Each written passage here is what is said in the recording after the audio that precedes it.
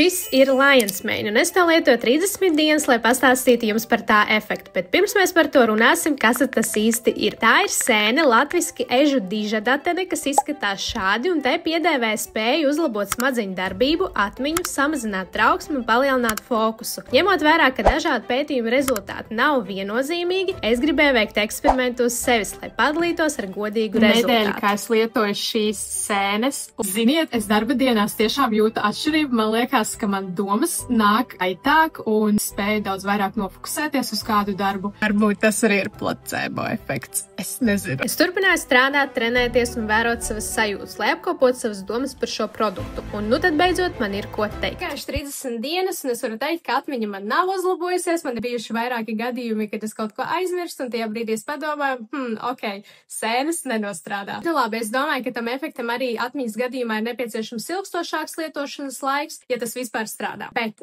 runājot par pozitīvo, ko esmu atradusi, tas ir fokus, spēja vairāk koncentrēties uz vienu konkrētu uzdevumu un nenovērst savu uzmanību uz kādu citu. Runājot par trauksmi un depresiju. Depresijas es īsti nevarēšu komentēt, jo man tā nav, tādēļ es nevarēšu pateikt, vai tas uzlabo vai tas pasliktina. Trauksme man kopumā nav raksturīga, un arī šis viss mēnesis ir bijis emocionāli glūds, tādēļ trauksme netika novērot, un nebija arī īsti gadījumi, ka tā teorētiski varētu būt. Bet runājot par koncentrēšanās un fokusu, ja tev to nepieciešams uzlabot vai uzlabot citus šeit pieminētos simptomus, tad, manuprāt, ir noteikti vērts pamēģināt.